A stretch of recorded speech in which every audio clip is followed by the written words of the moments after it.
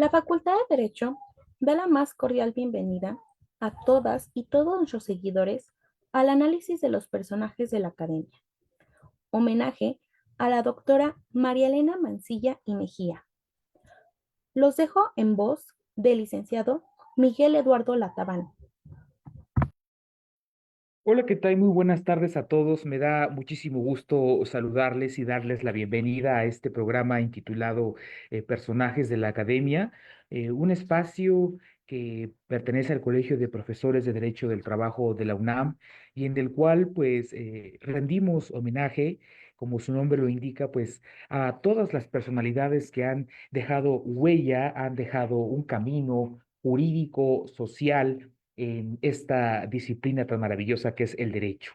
El día de hoy vamos a platicar sobre la doctora María Elena Mancilla y Mejía, le vamos a rendir un homenaje y tenemos la asistencia a la crónica de la doctora Rosa Elvira Vargas Vaca, pero antes de concederle el uso de la voz a nuestra querida profesora, me voy a permitir agradecer primero que nada a la doctora Sonia Venegas Álvarez, directora de nuestra Facultad de Derecho, a la maestra Sara Mis Palma, secretaria general, y al doctor Enrique Larios, quien es presidente del Colegio de Profesores de Derecho del Trabajo. Maestra Rosalvira Vargas Vaca, quien además fuera una brillante profesora mía, le saludo con mucho gusto. ¿Cómo está? Muy buenas tardes. Querido Eduardo, muchas gracias. Pues muy contenta y celebro que las autoridades, por supuesto que el Colegio de Profesores, presidido por el doctor Larios, tengan a bien a recordar a nuestros queridos profesores que sin duda han dejado un legado muy importante para la universidad, sin duda, y pues celebro que estemos aquí para recordar a la doctora María Elena Mancilla y pues también ver exactamente lo que ella decía, ¿verdad? Ver cómo las nuevas generaciones, como tú, como otros talentos que se incorporan al claustro de profesores, pues también van haciendo espacios para ser dentro de unos años ya también grandes, como lo fue la doctora Mancilla.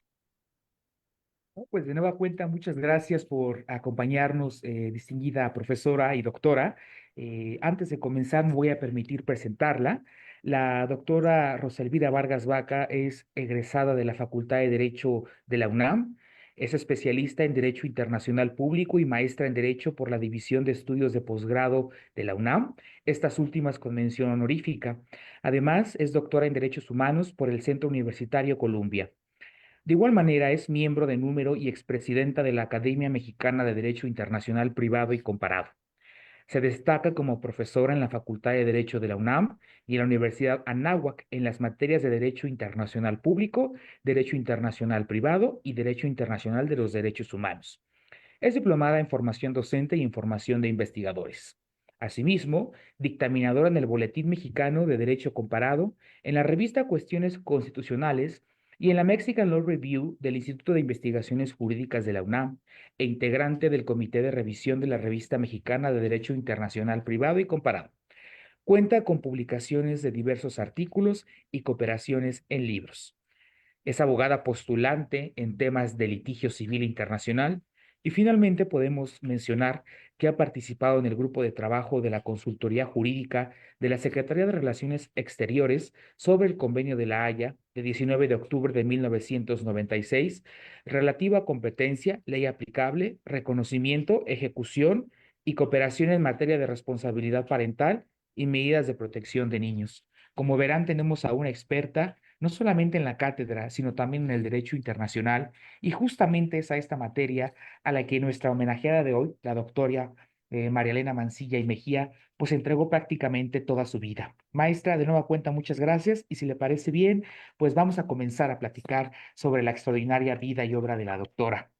Primero que nada, a mí me gustaría destacar que pues estamos frente a una doctora en Derecho, porque la doctora Marilena Mancilla y Mejía fue una destacada y muy brillante doctora en Derecho. Además, contaba con una maestría en criminología y especialidad en Derecho Constitucional y Administrativo, porque ella, ya iremos platicando, siempre pues sintió una pasión muy grande por lo que fue el derecho constitucional, el derecho administrativo y en la propia teoría del Estado, ¿no? Y bueno, fue una destacadísima profesora. Ya ustedes nos platicará respecto de, pues, cómo se desenvolvía su cátedra y ella impartió diversas materias en nuestra Facultad de Derecho de la UNAM, principalmente Teoría General del Estado, Derecho Internacional Público, Derecho Internacional Privado, e incluso en algunas materias del propio posgrado, como es el derecho competencial y las relaciones económicas internacionales. Entonces, pues prácticamente estamos frente a una experta en la materia. Y bueno, no solamente se destacó como una excelente profesora, sino también como una abogada que sembró sin duda un paradigma en su ámbito, que es el derecho internacional. Adelante, doctora. Muchas gracias, Eduardo. Mira, te diré una cosa. Creo que la doctora Mancilla fue una mujer que además se enfrentó a algo importante. Ella es de la generación de 1953. Ella inició sus estudios en la universidad, el antiguo Colegio de San Ildefonso. Un año después estaría ya en el campus de la ciudad universitaria. La doctora fue hija de abogados, entonces, aunque por ahí alguna vez en su vida comentaba que tenía pensado estudiar ingeniería, pues sin duda el determinante para que se dedicara a la abogacía, pues era la influencia que tuvo de sus padres. Y creo que fue un acierto porque era una mujer muy inteligente, pero sobre todo muy dedicada, hay que decirlo. Quienes tuvimos la fortuna de estar con ella, verla en el campo de trabajo, nadie podrá decir que no era una mujer de una extraordinaria disciplina, siempre comprometida, siempre estudiando, siempre al día en todo lo que era el acontecer nacional e internacional. Es una mujer entonces que narraba que formó parte de una generación en donde eran 50 mujeres, si no mal recuerdo, en donde había mil varones en la Facultad de Derecho. Entonces, eso te dirá que estamos hablando entonces de esas pioneras abogadas que había en nuestro país. Ella, como te decía, tenía la intención de irse por otra disciplina, pero fue llevada entonces también por esta influencia familiar al área del derecho. Es una mujer que entonces se estuvo formando como abogada, pero tomemos el contexto en la época en que ella vivió, esposa también de otro distinguido profesor universitario, ¿verdad? Pues finalmente formó una familia y buena parte entonces de su vida también la dedicó a la crianza de sus hijos. Cuando ella decía entonces retomar su campo laboral, sin duda fue prolífica, ¿verdad? En todo lo que realizó. Y bueno, para bien, por supuesto, de su amada universidad, porque nadie duda que la doctora Mancilla tenía un amor entrañable hacia la Universidad Nacional. Y pues, en fin, hay muchas cosas que podríamos comentar en sí de esta parte de la doctora Mancilla en la vida personal, en la vida como universitaria. Creo que sin duda es una mujer que, por supuesto, como muchos de esa generación, no podemos decir que solamente se especializó en un área del conocimiento. Como bien refieres, había una parte en donde se dedicó a la parte constitucional, pero también quizás es importante resaltar la parte del derecho procesal. La doctora fue litigante, la doctora junto con otros compañeros estuvo litigando en una parte de su vida y también eso le permitió tener un amplio conocimiento entonces de lo que es el derecho. A veces es algo que muchos criticamos, que a veces no nos podemos quedar únicamente con la parte teórica de lo que son los conocimientos jurídicos. Como tal, la doctora Mancilla entonces conocía, llamémoslo así, el campo de batalla. Su padre trabajó también en la Suprema Corte. Entonces, para ella, la parte del litigio fue algo muy importante dentro de su formación profesional. Pero yo creo que hay cosas que son interesantes de considerar. Creo que el derecho internacional privado llegaría más tarde a los quereres de la doctora Mancilla. Esta primera parte, bien refieres, era mayormente de temas de derecho constitucional, de derecho procesal, como te decía, pero también de temas de la teoría del Estado. Sin duda, tuvo también la oportunidad de convivir con otra de las grandes abogadas que ha tenido nuestro país, que fue la doctora Arnaiz. Para ella, haber trabajado al lado de ese extraordinario ser intelectual que fue la doctora Aurora Arnaiz, pues fue por supuesto un determinante para que ella pudiera entonces tener este crecimiento. Como te decía, es una mujer entonces que era, vamos, complejo poder conciliar la parte de el rol de la mujer, de la ama de casa, de la madre y pues de la universitaria. Ella con un gran compromiso le dedicó tiempo a la formación de sus hijos y por eso creo que hay también tanto cariño y reconocimiento por parte de ellos, me atrevo a decirlo, y también de sus nietos, porque es una mujer en donde supo conciliar muy bien entonces esta parte familiar y posteriormente con la profesional. Era muy complejo entonces para esos años en la que ella le tocó vivir esta transformación, le tocó ver entonces el voto, cómo se reconocía el voto de la mujer, y ella también lo ejerció. Entonces fue una mujer que percibió muchas etapas de la vida nacional, pero por supuesto también del ámbito internacional. Creo que la doctora Mancilla es prolija, como les decía hace un momento, porque el abogado en estos tiempos nos hemos ido especializando, pero hace algunos años la visión del abogado era mayormente integral y ello era algo que ella mencionaba siempre, la necesidad de que el abogado tenga buenos conocimientos y cimientos de todo lo que hay alrededor.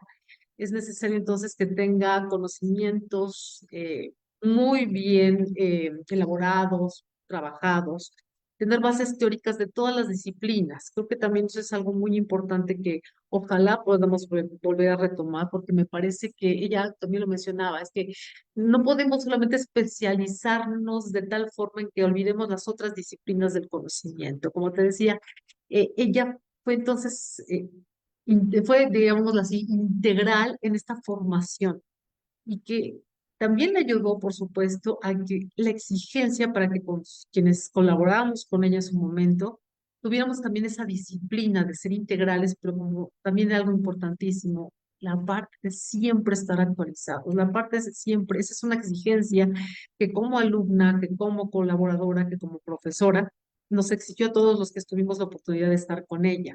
Era algo impensable que uno como abogado no tuviera el conocimiento del acontecer nacional y el acontecer internacional. Creo que también eso es algo muy importante que te hace, que forma, ¿verdad? Fue una gran formadora de generaciones y generaciones de abogados que sin duda reconocemos que una mujer que aparentemente siendo estricta, porque hay que decirlo, era estricta porque ella era estricta con ella misma. Era un grado de exigencia impresionante.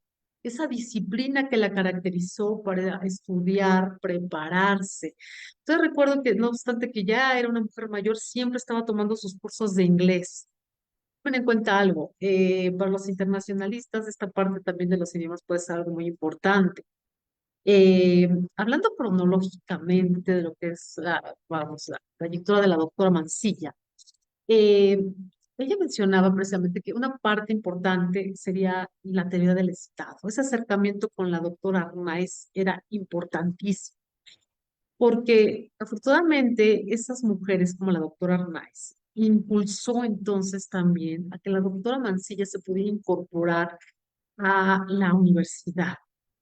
La doctora Mancilla, en un momento de su vida, en esta etapa previa a incursionar directamente a los temas del derecho internacional, se vinculó mucho con el Seminario de Teoría del Estado.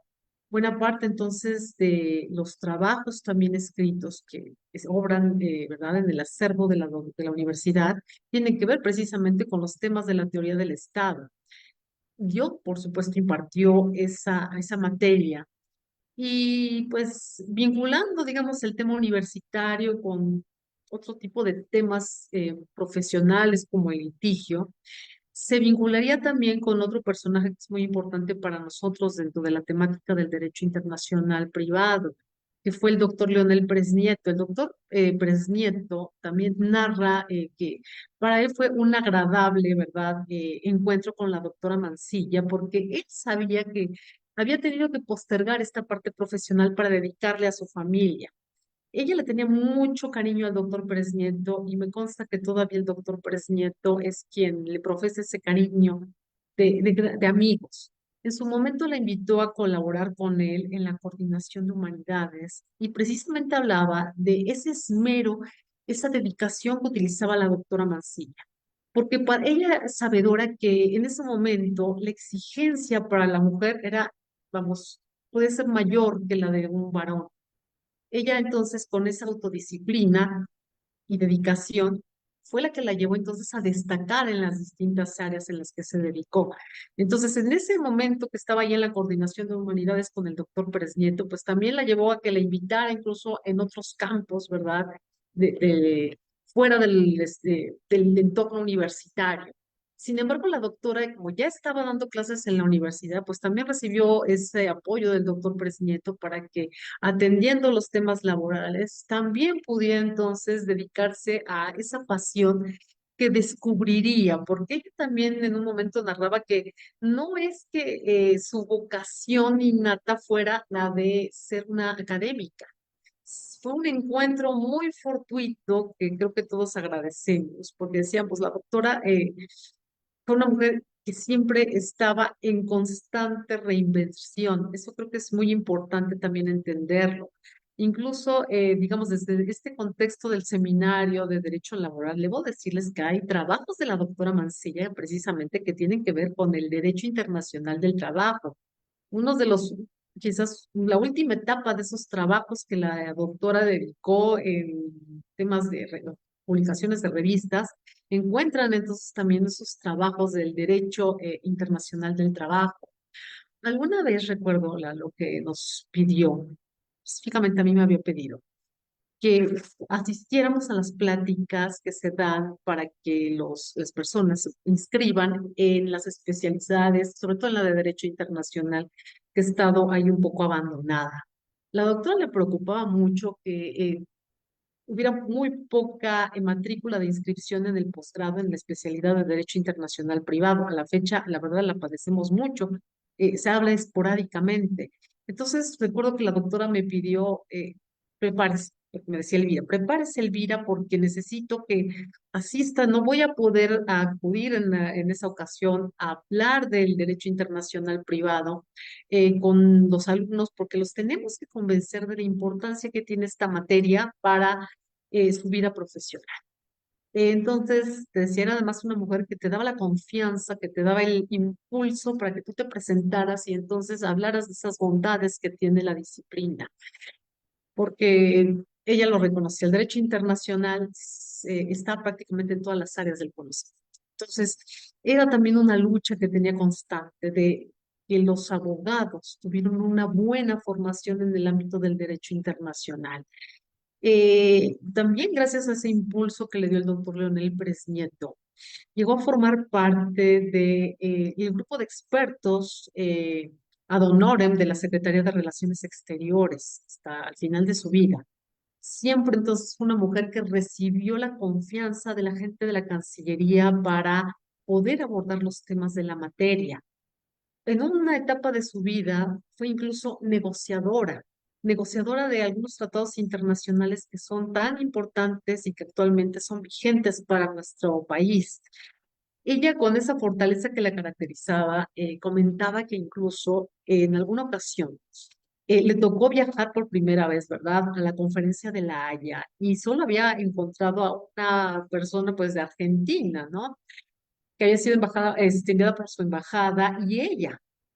Entonces, aunque posteriormente se integraron otros representantes de otros países, son, recuerdo, Colombia, El Salvador, pues ella hablaba que con mucho cariño precisamente de los trabajos que se dan en la Conferencia de La Haya de Derecho Internacional Privado.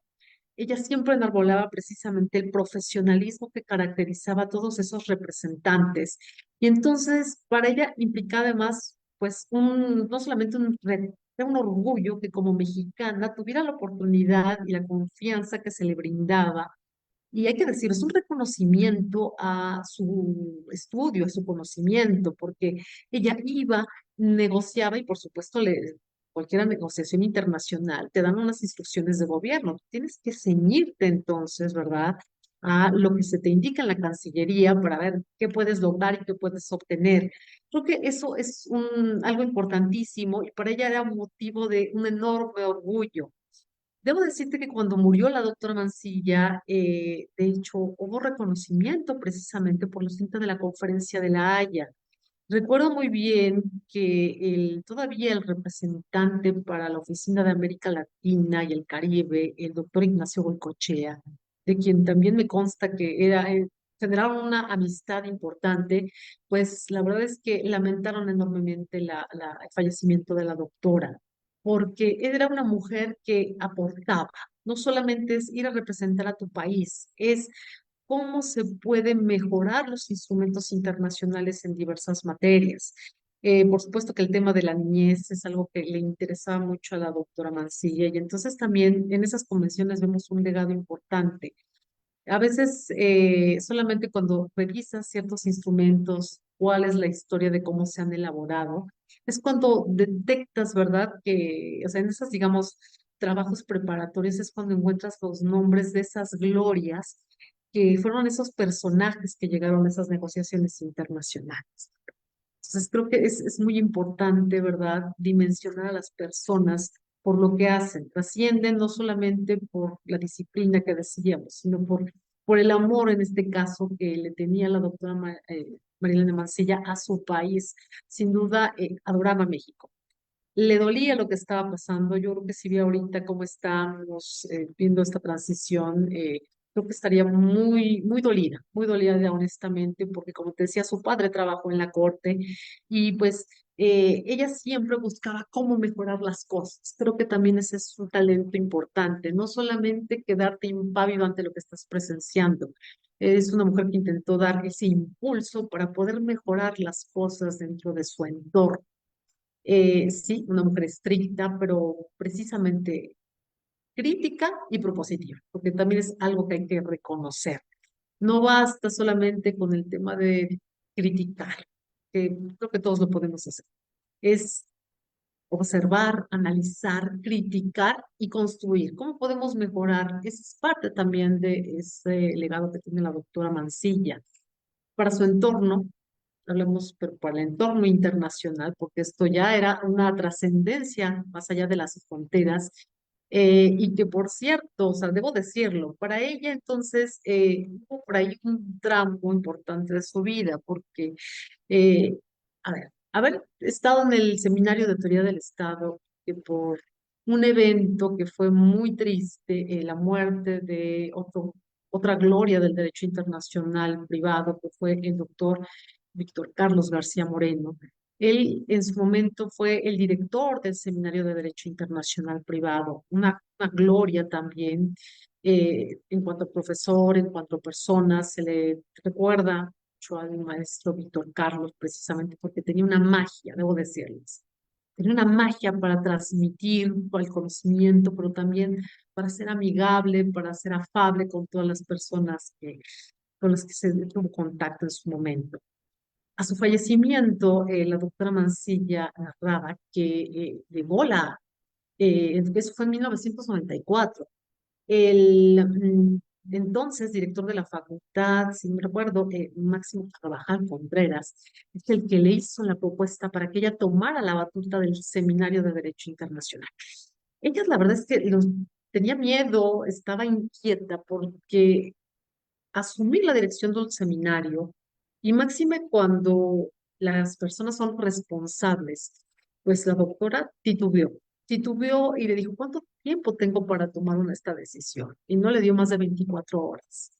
Habría que valorar, ¿verdad? Porque ¿qué es lo que implica dirigir un seminario como es el de Derecho Internacional? Eh, Estoy cierta que la doctora tuvo una muy buena reflexión y el acierto de tomar la decisión de asumir el cargo. Asumir ese cargo entonces de dirigir el Seminario de Derecho Internacional, pues la llevó prácticamente a estar ahí prácticamente hasta su muerte, que fue, pues, habemos, pues, en la época de la pandemia, ¿verdad? Fue cuando nos llegó la lamentable noticia de que la doctora había fallecido en enero de 2020.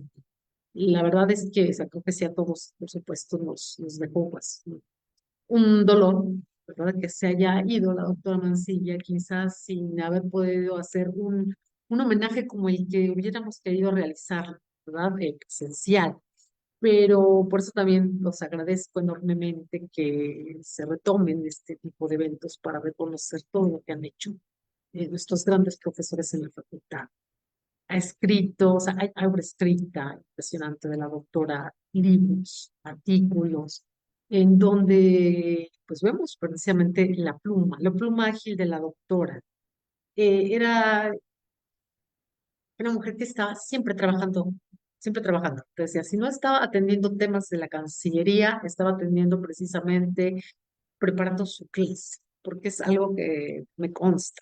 La autora siempre estaba entonces, estar al día. ¿Por qué? Porque no se podía dar el lujo de dar algo que no estuviera vigente, que siempre la decía es del diario oficial de la Federación. Siempre, siempre, siempre decía, a ver, es que esto es nuevo y lo vinculo, e incluso, o sea, ella todavía tenía el diario oficial, ¿verdad? Eh, la impresa, la versión impresa, y entonces veías que ella estaba haciendo precisamente sus anotaciones sobre diversos temas. Entonces, eso le llevó a, pues, a realizar varias publicaciones que todavía quedan, ¿verdad? Como parte de este legado que hizo la doctora Mancini. Bueno, yo creo que también es importante retomar ese tipo de actividad que se hace en la parte académica, porque a veces sé que por la vorágine laboral, ¿verdad? Muchos profesores vemos pues, que es complejo que podamos escribir y ahí me asumo también como parte de ellos. Pero creo que también cuando los grandes maestros dejan esas obras escritas, pues es para consulta, es para analizar precisamente pues la visión, ¿verdad? De un tópico, de una temática determinada, cuál era su visión. Entonces, creo que esa parte ahí queda del legado, ¿verdad? Parte de esto que ha hecho la doctora Mancilla a lo largo, digo, ha hecho, pues, y lo digo pues, lo conjugo en presente, porque al final del día siempre vemos entonces ese toque, ¿verdad? Que en diversos tópicos del conocimiento jurídico está también la pluma de la doctora Mancilla. Algunos hacen la crítica, ¿verdad? Que, oiga, este es especialista de todo. Eh, Creo que es una mujer, como te decía, muy formada, una formación integral.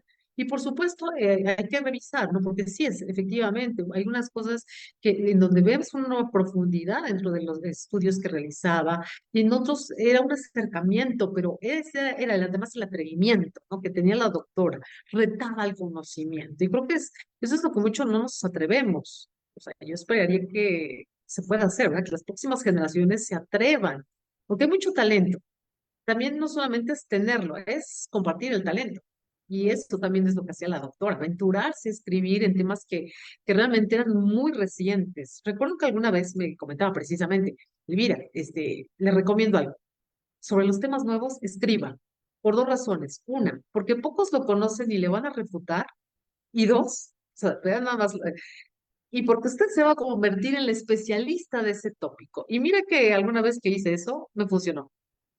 Entonces creo que también como experiencia nos queda a todos esta revisión. Fíjese, doctora, que usted ha tocado pues diversos puntos muy interesantes y emocionantes de lo que tiene como objetivo este programa. Me voy a permitir destacar algunos de ellos. Primero que nada, usted nos ha comentado que la doctora Mancilla le tocó experimentar esta transición de estudiar en el centro del entonces Distrito Federal, la carrera de Derecho, que evidentemente fue pues inspirada por la formación familiar que ella tenía, ¿no? Y que sí sentía una cierta atracción por las matemáticas, pero se definió por el derecho y creo que no pudo tomar una mejor decisión y le toca vivir esta transición para llegar a culminar sus estudios universitarios a la Facultad de Derecho de la UNAM. Como usted me menciona, a ella le toca ver este cambio generacional respecto del género, porque ella en varias ocasiones, tanto en conferencias como en textos, expresaba que al principio pues eran muy pocas abogadas las que estudiaban en la Facultad de Derecho, que incluso entre ellas se apoyaban, que hacían grupos, etcétera, y a ella le toca ver esa transición. Nosotros ahora podemos ver que ya se ha logrado afortunadamente un equilibrio y que ya todas las personas tienen acceso a esta educación universitaria, que para la época en la que ella comienza sus estudios pues era prácticamente impensable, ¿no? De igual manera, destaco el punto que usted refirió de que estamos frente a una persona que no solamente dedicó su vida a la academia, sino que demostró que se pueden realizar trabajos académicos y que se pueden realizar trabajos de investigación y de igual manera que se pueden impartir clases y a la par conocer el mundo práctico, ¿no? Porque usted ya lo ha dicho muy bien, fue una excelente litigante, fue además consultora de diversas dependencias públicas, incluyendo Secretaría de Relaciones Exteriores en diversos sexenios, y de igual manera trabajó en diversos cargos dentro de nuestra Universidad Nacional. Usted destacó, pues a mí me parece una de las etapas que más inspiraron a la doctora para su vida y obra, que fue su periodo en la Coordinación de Humanidades. ¿Por qué? Porque le tocó colaborar con otro genio del derecho internacional, ¿verdad? Y creo que ambos construyeron conocimiento en beneficio de la comunidad universitaria. ¿Qué más me permitía yo destacar? Pues que ella era una persona objetiva y era además una persona que no solamente cuestionaba la problemática internacional y de México, sino proponía soluciones, ¿no? No solamente se trataba de decir, ah, es que esto es ilegal o esto es inconstitucional o esto es inconvencional, etcétera, sino ella proponía soluciones porque siempre estaba un paso adelante de la problemática que nos aquejaba a todos prácticamente. Y eso es algo muy valioso porque ese es el objetivo de hacer actividad académica, también proponer soluciones a las problemáticas que nos aquejan en todo el mundo. Y como usted bien dice, ¿no? Si ahorita ella pues presenciara todas estas convulsiones políticas y económicas que estamos viviendo en el mundo, pues yo creo que hubiéramos obtenido una obra bastante interesante de su pensamiento jurídico, ¿no? Y eso también nos invita mucho a reflexionar. De igual manera, maestra, me gustaría destacar que, pues así como nosotros tuvimos nuestras grandes influencias y nuestros grandes profesores, usted ya mencionó a dos personajes que la inspiraron y yo me atrevo a agregar a uno tercero que fue pues el profesor Ignacio Burgoa, ¿no? Ella llegó a comentar en varios foros que pues las clases del profesor Ignacio Burgoa eran magistrales, que incluso al final de cada sesión pues había ovaciones, aplaudía a la gente, etcétera, porque pues prácticamente era el constitucionalista por excelencia en aquel momento.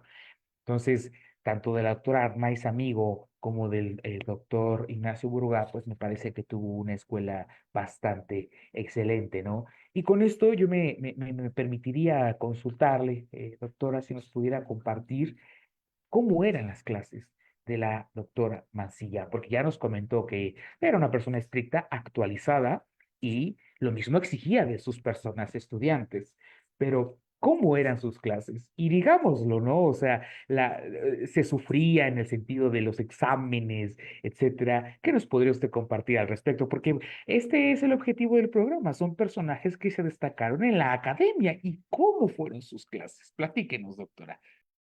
Te digo una cosa, Eduardo. Fíjate que cuando en la licenciatura no coincidí con ella en cuanto al tema de las clases.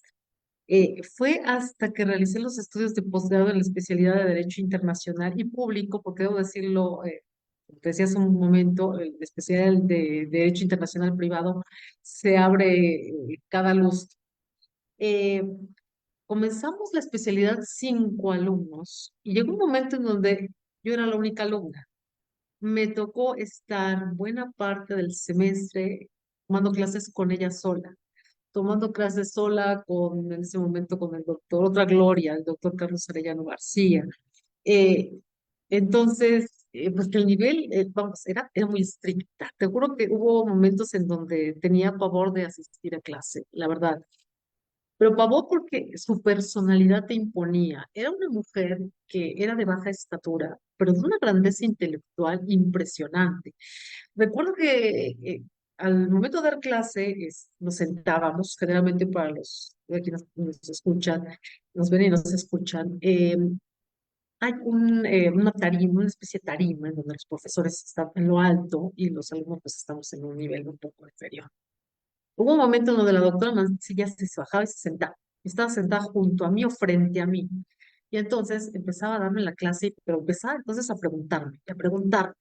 Entonces eso te obligaba a estudiar. Y de repente te decía al final de la clase, a ver, lea este artículo, lea esto, y la siguiente clase lo vamos a comentar. Entonces ya no solamente era leer solo el tema que te había, el artículo o el documento que te había entregado, era además la discusión. Entonces tenías que llegarte de más materiales porque no te podías dar el lujo de trastabillar o equivocar. Era muy estricta entonces en ese sentido. Sí, así era. Los exámenes escritos orales también dependía. Recuerdo que alguna vez nos dijo, bueno, me dijo en este caso, para la evaluación final, nos lo dijo al inicio del semestre, hay que entregar A, B, C y una tesis. Lo preparabas. Y de repente, una semana antes de que terminara el curso, ok, cambia de opinión. Y entonces lo tienes que rehacer y hacer otras cosas. Pero creo que eso también te forma y te ayuda, la verdad, a formarte. Creo que cuando mencionas hace un rato, de hecho, para ella yo, o sea, creo que esto es algo que debes de saber, porque a veces el tiempo se nos va. Pero quisiera contarles una anécdota que es importante, no solamente por el tema de ser estricta, sino porque parte de la vida universitaria la llevó a estar como parte del Consejo Técnico de la facultad, pero también parte del Consejo Universitario, nuestro máximo órgano que tenemos en la UNAM. Por la naturaleza, obviamente, de la disciplina, la doctora trabajó muchas de la norma universitaria que actualmente nos rige. Estuvo entonces también, es parte de ese legado que ella tiene. Fue reconocida, tan fue reconocida que hubo un evento que para ella fue quizás uno de los más representativos en su vida. Me atrevo a decirlo. Recuerdo que tuvo muchos reconocimientos en el 2009. La Universidad Autónoma de Baja California hizo un seminario de la Academia Mexicana de Derecho Internacional Privado y Comparado en donde se le rindió un homenaje. Eh, Ella comentaba, ¿verdad? Vamos, es parte de ese reconocimiento, pero ¿por qué lo menciono? Porque creo que dos veces en mi vida, y eso debo de agradecerlo, por supuesto, al doctor Pérez Nieto, en ese seminario que me sonó, la verdad es que se sentía muy aliviada, estaba muy contenta por haber recibido ese merecido reconocimiento que se le hizo por su trayectoria. También reconocía que lo que había logrado fue gracias a ese entorno familiar. Tuvo a su lado un otro extraordinario universitario que fue el doctor Eduardo Martínez de la Vega y Gloria, un distinguido profesor de la UNAM también dedicado a temas de derecho fiscal, derecho financiero. La verdad es que parte de ese impulso que tuvo fue gracias al profesor, que la cogió y la apoyó para que pudiera seguir estudiando y llegar incluso a estudiar el doctorado. Pero te decía de la famosa anécdota. Ella contaba con mucha alegría que tuvo la oportunidad, porque la verdad es que hay que hacerlo, hay que decirlo. Cuando se conmemoraron los 100 años de la UNAM, en donde se había instituido el carácter de nacional, ella estuvo en esa famosa procesión en donde hubo 500 universitarios togados que partieron, hicieron un recorrido por las calles del centro histórico y que salieron, por cierto, del antiguo Colegio de San Ildefonso, en donde ella había iniciado sus estudios. Para ella, la verdad, fue un momento memorable y hermoso. Regresar a su escuela, ¿verdad? Pero además, no solamente ese recorrido y togados ahí en el centro histórico, que fue para muchos muy memorable, fue el reconocimiento que le hizo las autoridades universitarias para que diera entonces un discurso en el que ella precisamente enarbolaba precisamente qué es la universidad.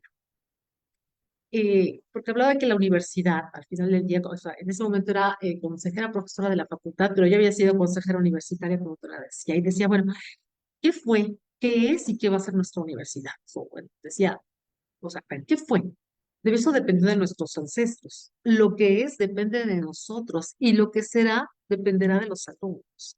Yo creo que eso es algo muy importante porque la autonomía con la cual nos permite hacer nuestro quehacer académico, ¿verdad? Y de pensamiento, tiene que seguir así, libre, el libre pensamiento. Y creo que por allá era muy importante todo este bagaje de ideas, como te comentaba. Entonces creo que es muy importante para la universidad retomar esos valores, retomar entonces todo esto que nos ha dejado la doctora Mancilla como enseñanza de lo que es y de lo que tiene que hacer. Creo que valoro mucho y en verdad agradezco a las autoridades de la facultad que tengan a bien tener este programa para poder reconocer a muchos de esos maestros que muchas generaciones solamente van a conocer de oídas, pero que ahí está parte del trabajo, ¿verdad? Gracias a ellos tenemos la facultad de una universidad como la que tenemos, sin duda. Dice usted, maestra, que ha mencionado diversos elementos muy importantes y me voy a permitir hacer un comentario tomando en consideración todos y cada uno de ellos. A mí me parece que la doctora Mancilla fue una profesora visionaria por dos motivos. El primero, porque ella reivindica la importancia del derecho internacional en el estudio del derecho. ¿Por qué decimos esto? Porque todos sabemos que no debemos únicamente de conocer la norma jurídica nacional, sino también debemos de conocer las disposiciones internacionales. Y ella, eh, tomando en consideración la formación práctica que tuvo, reivindica ese lugar del derecho internacional. Y eso sin tomar en cuenta, o sea, me refiero a si nos ponemos a platicar sobre todos los fenómenos políticos, económicos que ella presenció, bueno, es una riqueza cultural enorme, ¿no? Y la segunda causa es que ella sembró esa reflexión respecto de que el abogado debe de tener una formación multidisciplinaria. ¿Por qué? Porque independientemente de que nos dediquemos al derecho del trabajo, al derecho penal, al derecho administrativo, el abogado no solamente requiere de conocer del área de su especialidad y de otras áreas del derecho, sino también requiere de conocer de otras disciplinas, aunque no sean sociales. Y eso fue algo que la doctora siempre dejó como reflexión para las personas estudiantes, pero también para quienes tenían la oportunidad de escucharla, aunque no fuera en sus clases. Y eso es muy importante, ¿no? Desafortunadamente se nos está terminando el tiempo, pero quisiera aprovechar estos últimos minutos para comentar que, como bien usted ha dicho, profesora, la doctora Mancilla fue muy reconocida tanto a nivel nacional como en el extranjero. Y me voy a permitir tan solo leer algunos de sus reconocimientos. Ella recibió varias cátedras extraordinarias, entre las que destacan Héctor González Uribe, la Cátedra Especial Reyes Heroles y las cátedras especiales Antonio Díaz Soto y César Sepúlveda Gutiérrez. De igual manera recibió la medalla Prima Leyes Instituta, la medalla Sor Juana Inés de la Cruz y la medalla Vasco de Quiroga. Y fue integrante, evidentemente, del Consejo Técnico de la Facultad de Derecho y del Consejo Universitario. Entonces, pues eso es algo espléndido, que haya sido reconocida mientras ella estaba con vida y profesando lo que más amaba, que era el derecho internacional. Doctora, en estos últimos minutitos que nos quedan, me gustaría pedirle una reflexión respecto de qué tenemos que aprender los abogados del presente.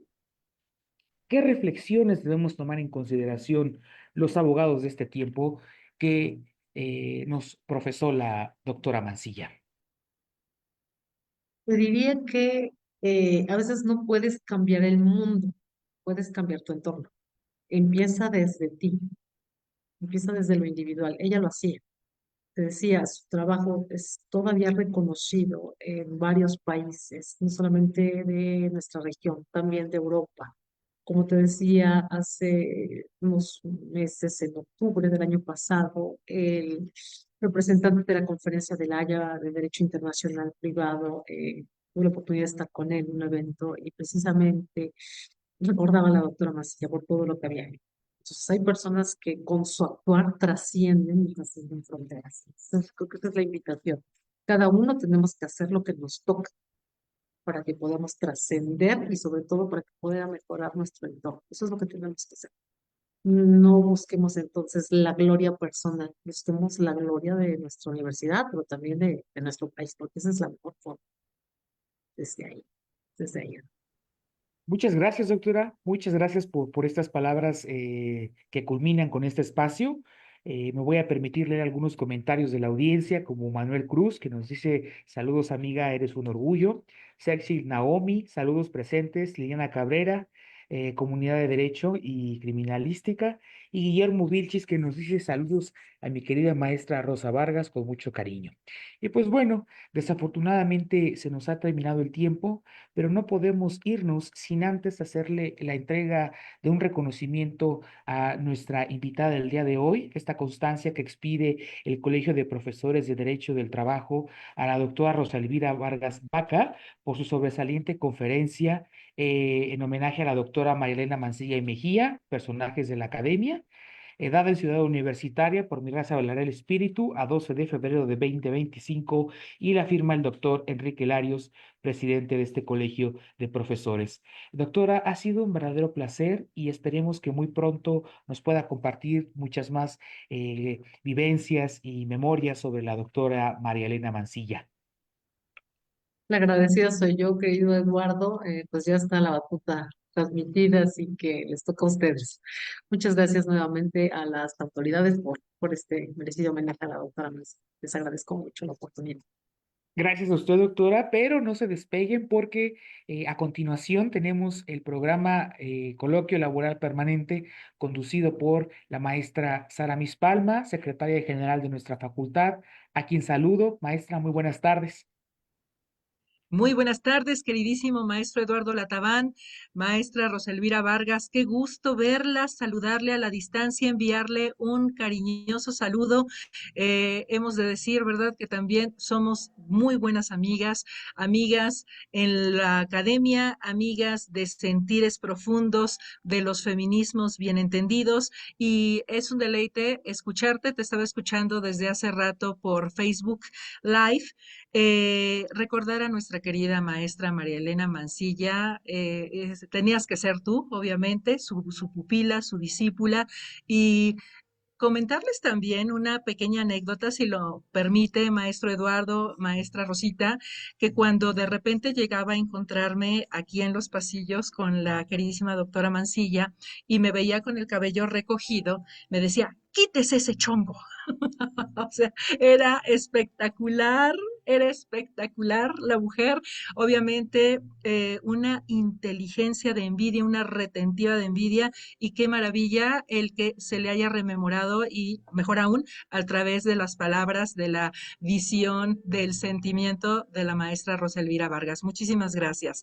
Y justo como mencionaba también nuestro querido maestro Eduardo Lataván, toca turno de su programa preferido, Coloquio Laboral Permanente en su versión digital. Muy buenas tardes a todas y todos quienes tan gentilmente nos acompañan el día de hoy, a nuestro amable auditorio, abogados laboralistas, alumnos, exalumnos de la Facultad de Derecho de la UNAM, así como de otros recintos académicos que amablemente nos escuchan, a nombre de nuestra señora directora, la doctora Sonia Venegas Álvarez, de nuestro coordinador académico, el doctor Enrique Larios Díaz, y por supuesto, a título personal, su servidora Sara Mispalma, les damos la más cordial de las bienvenidas a esta novena temporada del Coloquio Laboral Permanente.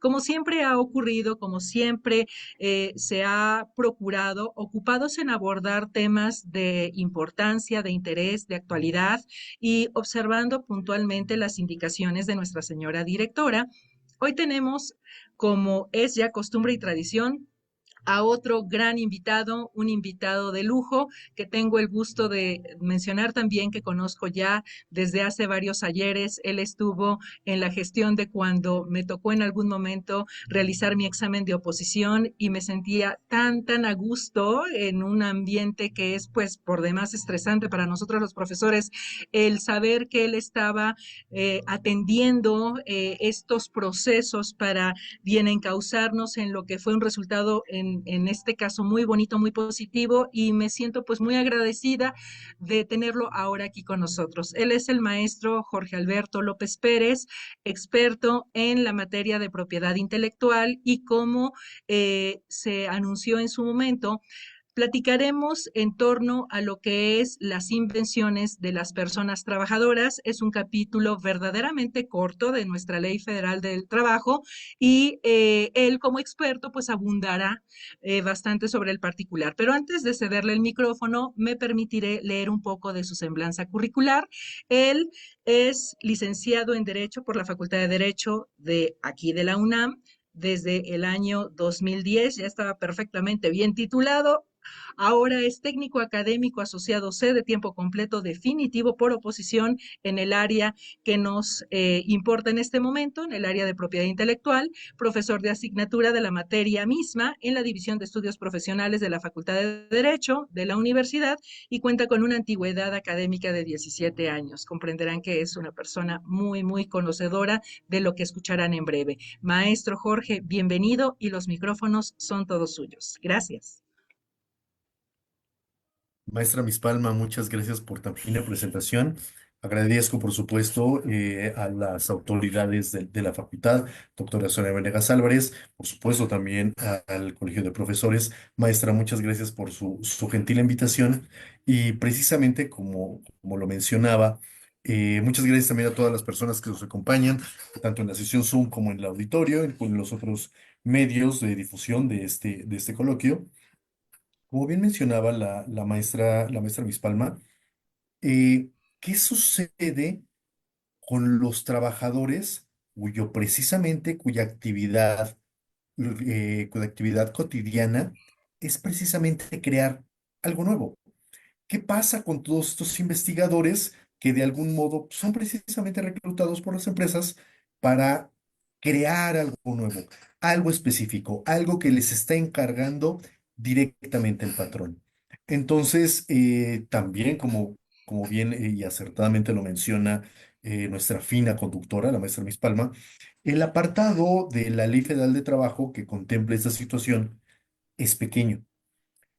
Y también, obviamente, se complementa con lo que establece la Ley Federal de Protección a la Propiedad Industrial vigente, que también lo vamos a ver en unos momentos. El artículo que habla de esta situación es también uno solo en particular. Y el artículo de la Ley Federal de Protección a la Propiedad Industrial nos remite a la Ley Federal del Trabajo. Pero creo que hablar de esta forma podría resultar un tanto difícil, un tanto incomprensible. Entonces me permití prepararles una breve introducción a las cosas que los trabajadores pueden crear con motivo de su trabajo o por encargo, por así decirlo. Maestra, ¿me autoriza compartir pantalla? Por supuesto que sí, querido maestro Jorge. A nuestro apoyo institucional, Facultad de Derecho, Carla López, ojalá nos pudieran permitir que el maestro Jorge comparta su presentación, y ustedes nos dicen cuando ya se pueda. Creo que sí puedo. A ver, aquí ya le puse en compartir. Me parece que Perfecto, parece que ya se está ya aparece viendo. en la pantalla de sus ordenadores. Ya aparece, maestro Perfecto. Jorge. Entonces, ahora nada más déjenme mover esto de aquí. Sale. Invenciones de las personas trabajadoras. Las personas trabajadoras como tal, hay una serie de invenciones, una serie de figuras jurídicas que la Ley Federal de Protección a la Propiedad Industrial tutela. No exclusivo, no son nada más las invenciones. Hay una serie hay un abanico de artículos, hay un abanico de figuras jurídicas que precisamente pueden protegerse. Pueden ser, primero, creadas por personas trabajadoras y después ser protegidas para regular su explotación comercial. Entonces, en la siguiente lámina, creo que ya la podrán ver en la pantalla de sus ordenadores, creo que sí, ¿verdad? Sí, y maestro Jorge, tal vez si tú ampliases la imagen para que no se vea la cenefa de cada una de las láminas, ¿crees ¿Así? que exactamente se ve mucho mejor? Genial, gracias.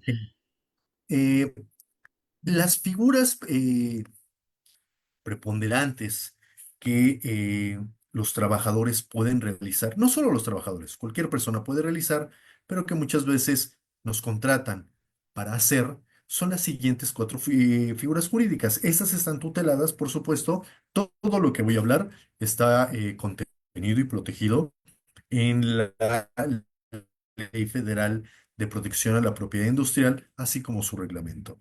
La primera son las invenciones. Invenciones se refiere, ahorita vamos a ir ahondando un poquito más en cada uno de ellos.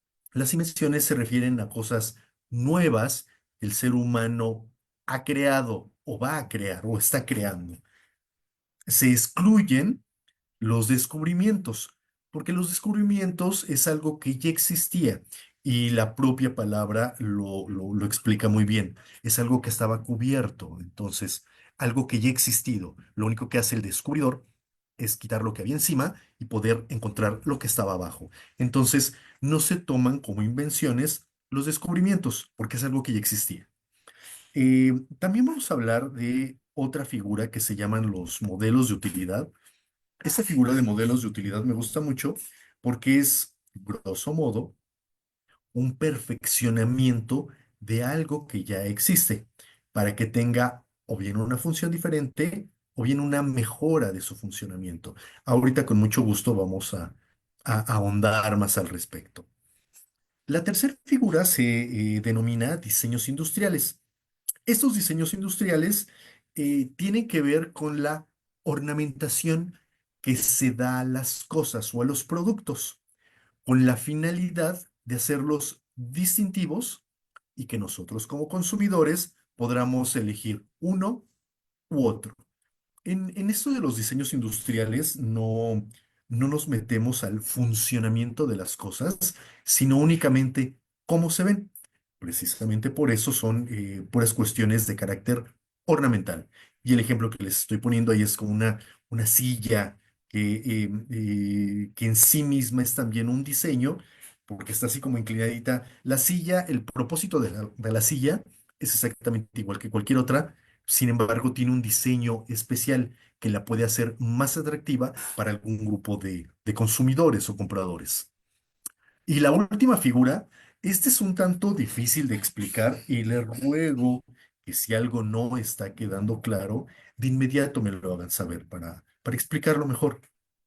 El cuarto se denomina esquema de trazado de circuitos integrados. Como introducción,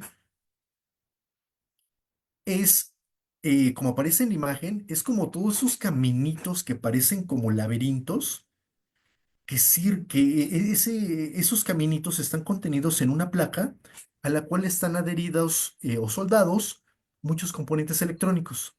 Y precisamente esos caminitos hacen que todos los componentes electrónicos adheridos a ella interactúen entre sí y que al final de cuentas el aparato electrónico funcione.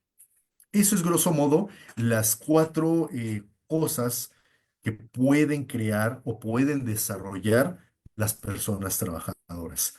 Invenciones, modelos de utilidad, diseños industriales y esquema de trazado de circuitos integrados. Entonces, una vez hecha, hasta aquí, ¿alguien tiene alguna duda? ¿Alguien del foro? ¿Alguien de las redes? ¿Alguien, algo no está claro? Clarísimo todo, maestro Jorge. Revisando chat, también están la licenciada Fer Bonice, muy agradecida por la invitación. Uriel Emiliano, igual, saludándole.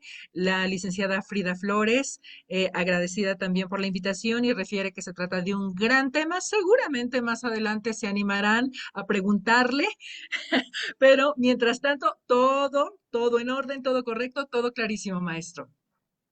Muchas gracias. Gracias, maestra. Gracias por todo. Gracias también al auditorio nuevamente. Una vez más, muchas gracias por la invitación. Entonces, vamos a continuar con esto. Ahora sí vamos a entrar a una vista aérea, rápida, de cada una de estas figuras para que ya quede más claro qué es lo que los trabajadores pueden crear con motivo de su propio empleo. Bueno, vamos a empezar con las invenciones. ¿Qué son las invenciones? Como les mencionaba, no se vale decir que un descubrimiento es una invención. Sí, y aquí ya tal vez voy a tratar de hacerlo lo menos técnico posible.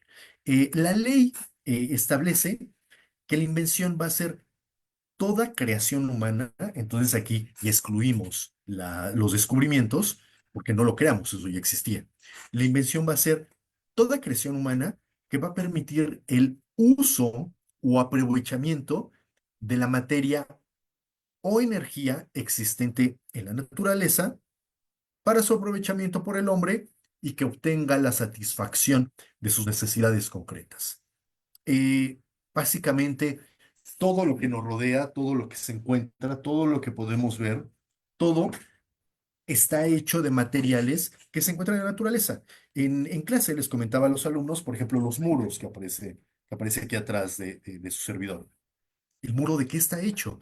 Está hecho de ladrillos. ¿Los ladrillos de qué están hechos? Bueno, de una serie de materiales, de minerales, que combinados en una proporción determinada y después puestas a un proceso de cocción, ya podemos tener un ladrillo y con muchos millares, millones de esos ladrillos podemos construir nuestras edificaciones. También, por ejemplo, el vidrio como tal no existe en la naturaleza, sin embargo, sus componentes por el cual los hacemos sí existen, que puede ser arena o roca, que la fundimos, la pulimos y ya podemos tener el vidrio. Igual eh, el metal también evidentemente lo encontramos en la naturaleza, hay que refinarlo, hay que extraerlo, pero es algo que existe. En unos pocos momentos nos vamos a ver obligados a encender la luz. La energía, nuestra iluminación a final de cuentas funciona a través de energía eléctrica. La energía eléctrica funciona en la naturaleza. Lo que hemos hecho es esa energía poderla controlar y poder utilizarla para nuestros fines, que es iluminarnos. Entonces, todas las cosas que tenemos, la ropa que tenemos puestos, son textiles que existen, ya sean textiles vegetales o pueden tener un origen con base del petróleo, pero a final de cuentas todos los materiales que utilizamos, todos son hechos de materia o bien energía que existe en la naturaleza. Entonces, recapitulando, las invenciones van a ser precisamente las cosas que nosotros inventemos, que nosotros vamos a crear o que vamos a hacer utilizando los materiales existentes en la naturaleza para precisamente transformarlos y que los podamos aprovechar y resolver necesidades que tengamos. La energía eléctrica nos va a servir para iluminarnos y poder ver en la oscuridad. La ropa nos va a servir para protegernos de las inclemencias, así como todas las construcciones, los edificios, nuestras casas, nuestros medios de transporte, nuestras formas de recreación, nuestras maneras de comunicarnos, todo lo que hemos hecho nosotros como humanos en su momento fueron invenciones. ¿Alguien tiene alguna duda de lo que es una invención? Revisando el chat, maestro Jorge, no, por el Gracias. contrario, refieren que qué bueno, que qué bondadoso el referir este tema que es poco explorado en el ámbito del trabajo y precisamente al través suyo. Entonces, hasta el momento, todo bien. Sigamos, maestro Jorge. Gracias.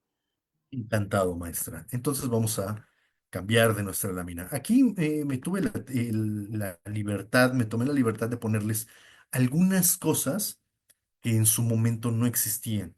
Y entonces, a través de la manipulación de todos estos elementos o la energía existente en la naturaleza, podemos obtener satisfactores. Los teléfonos celulares. Antes recordaba con amistades, la etapa previa a los celulares, cuando estábamos hablando por teléfono, era absurdo preguntar, ¿dónde estás? Porque o bien estábamos en la casa o bien estábamos en el trabajo. No había más, porque solamente ahí habían terminales para comunicarnos. En cambio, ahorita, ya con los dispositivos portátiles móviles, es muy común preguntar, ¿dónde andas? Pues, ¿no? Ando en X o Y lugar. Podemos comunicarnos de una manera muy sencilla sin necesidad de cables. Paneles solares. ¿Cómo es que logramos replicar un proceso parecido a la fotosíntesis que nos permite generar energía eléctrica con los simples rayos solares? La tercera imagen del avión, ¿cómo, logramos que a través de la manipulación de superficies poder hacer que artículos, vehículos más pesados que el aire puedan volar. Y finalmente, creo que de nuestras invenciones más geniales es precisamente crear vehículos que nos permitan escapar del propio sistema, una nave espacial, como aparece en la última imagen. Ahora bien, ya que sabemos qué es una invención, ¿cómo es que se protege esas invenciones? Aquí ya no me gusta mucho, pero creo que ya hay que ocupar algunos tecnicismos. Las invenciones va a ser lo único que se protege a través de una patente. ¿Y qué es una patente? La patente va a ser un documento en la cual va a constar el registro de una invención. Y precisamente la patente va a ser el documento constitutivo de derechos sobre esa invención que la persona trabajadora pudo haber creado. Entonces, aquí en la imagen que les estoy poniendo, viene cómo es actualmente un título de patente. Viene un número de patente, viene a quién se le está dando, cuál es el domicilio de esa persona, cuál es la denominación de la invención, cómo se clasifica y también quiénes son sus inventores. ¿Qué pasa con este documento de patente? Eh, este documento de patente, como les comento, que es un documento constitutivo de derechos, se otorga a las invenciones, no todas las invenciones, sino para que una invención pueda ser susceptible de ser patentada, tiene que cubrir una serie.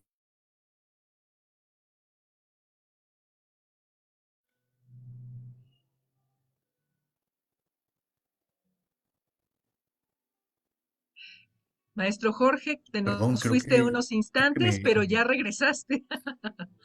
me sacó. Te ¿Ya me escuchan? saco, pero sí, ya te escuchamos de nueva cuenta. Todo bien. Pero creo que se dejó de compartir, ¿verdad? Pero ya se está retomando otra vez, al menos en la sesión de Facebook, ya se ve. Y ahorita sí, por favor, volvamos a compartir tu presentación Ujú. y Sí, claro, ya, encantado. todo bien. Ujú. Creo Listo. que ya otra vez está, ¿verdad? La imagen. Ujú, ya estamos. Perfecto. Me había quedado en que las invenciones, para poder ser patentadas, tienen que cubrir tres requisitos. El primer requisito es que la invención debe ser nueva. El segundo requisito es que tiene que ser, tal vez aquí ya empiezo a hablar en un idioma diferente, pero con gusto ahorita lo vamos a ir explicando. Primero, que sea nueva. Segundo, que la invención sea resultado de una actividad inventiva. Ahorita lo explicamos. Y finalmente, que la invención sea susceptible de aplicación industrial. Si nuestra invención, lo que acabamos de crear, cumple estas tres características, es muy seguro que sí me van a dar la patente. Con la patente, ¿qué derechos me va a dar sobre una invención? Suponiendo que hace 10 años nunca íbamos a imaginar que la pantalla de un celular se iba a doblar. Entonces, cuando apenas desarrollaron una pantalla de un celular que se dobla, evidentemente fue motivo de una patente, porque era algo nuevo, algo resultado de una actividad inventiva y por supuesto fue susceptible de aplicación industrial. Cuando nosotros patentamos algo, la patente nos va a dar el derecho de poder explotarlo comercialmente, lo que inventamos, durante un lapso de 20 años improrrogables. Durante esos 20 años, solo yo como inventor voy a poder explotar comercialmente mi invento. Pasados esos 20 años, esa invención se vuelve del dominio público y cualquier persona ya puede explotarlo comercialmente. Es cuando la patente caduca y el invento pasa al dominio público. ¿Hasta que alguien tiene alguna duda sobre? De hecho, no hay dudas. Tal vez sí un comentario del licenciado Patricio Romero Beltrán. Él menciona respecto de los programadores lo siguiente. Los programadores entran en el área de esquemas de trazado de circuitos integrados o es otro diferente. ¿qué le respondería, maestro Jorge? Creo que el maestro Jorge de nueva cuenta tiene un poco de problemas con el internet. Maestro Jorge, casi no te escuchamos. De hecho, ya no se ve tu imagen. Si pudieras activar tu audio, aunque no tengas la imagen, como para que haya una mejor eh, transmisión, creo que sería como que lo idóneo. O si prefieres salirte de la sesión y volver a entrar. Grupo conocedor, tenemos problemas técnicos. No se preocupen, el internet está fallando. Sin embargo, el maestro Jorge en breve ya estará de nueva cuenta con nosotros, en lo que el maestro Jorge regresa. Y si es que durante todo este lapso se han preguntado, independientemente de la explicación que dé el experto en la materia, ¿qué es lo que refiere la Ley Federal del Trabajo? Podríamos empezar a remitirnos al capítulo quinto intitulado Invenciones de los Trabajadores, concretamente en el artículo 163. Maestro Jorge, ya te tenemos de regreso, bienvenido. Entonces, no sé si llegaste a escuchar la pregunta que te hace el licenciado Patricio Romero y que dice así, ¿los programadores entran en el área de esquemas de trazado de circuitos integrados o es otro diferente?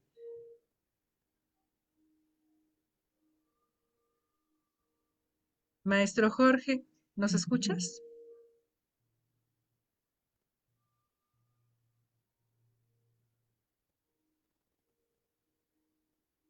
Híjole, de repente como que les dejo de escuchar. Perdón, la tecnología no tiene palabra de honor. Es lo que estamos viendo, maestro Jorge. No te preocupes. Eh, Comentábamos que Tal justamente en el vez chat, voy a ujú, tratar de cambiar voy a tratar de cambiarme a otra red de internet ok, para ver si se puede sin mejorar. problema, ¿Ustedes sin ahorita problema. ahí me escuchan? Sí, ahorita yo te escucho bien, Perfecto, maestro entonces Jorge. creo que, híjole, yo de repente como que le escuché entrecortada, maestra. Ok, ¿Aquí me no te escuchan bien? preocupes, con calma. En lo que el... Sí, sí, sí, sí. Perfecto, perfecto. Me quedé que estaba formulando una fina pregunta, maestra. Una pregunta, maestro Jorge, y es, ¿los programadores entran en el área de esquemas de trazado de circuitos integrados o es otro diferente? Pues más bien los programadores como tal, no, porque el programador lo que hace es un programa de cómputo y los programas de cómputo están protegidos de forma singular. ¿Por qué está así? No lo sé, pero como dice Aldagio Duralex sed lex, así es la ley. Los programas de cómputo están protegidos, pero por la Ley Federal del Derecho de Autor y se protegen como si fueran unas obras literarias. Aunque a todas luces, yo considero que debería de protegerse a través inclusive de una patente. Correcto. Seguramente con esto ya resolvimos la pregunta del licenciado Patricio. Y maestro Jorge, ¿cómo se siente con el Internet? ¿Cree que sea menester volver a compartir la presentación y seguir la idea de lo que nos mostraba? ¿O, como usted prefiera, seguir con el hilo de las ideas y continuar con el tema? Con mucho gusto seguimos compartiendo. No sé si ya aparezca en la pantalla de sus ordenadores. Ya aparece, solamente tal vez ampliarlo un poquito más y ya la veríamos un poco mejor.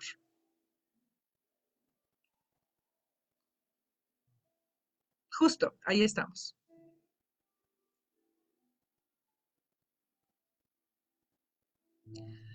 Muy bien, creo que ahí ya sí se logra ver, sí, la presentación. Sí. Perfecto. Bueno, explicábamos, creo que nos habíamos quedado en qué era lo que se necesitaba para que un invento se pudiese patentar. Creo que ahí nos quedamos, ¿verdad? Maestro Jorge, te entrecortas otra vez. A lo mejor si te conectaras a otra red, está fallando mucho. Estamos en la Facultad de Derecho. Nuestra red está terrible. De hecho, a mí también me parece una conexión muy inestable, tristemente, pero bueno, en la medida de lo posible tratemos de hablar, maestro Jorge, pues ni modo. Ok. De hecho, salvo su mejor consideración, maestra, voy a cancelar la cámara para que Eso la es transferencia de datos no sea tan pesada. Lo siento genial. mucho, una disculpa. Oh, está perfecto.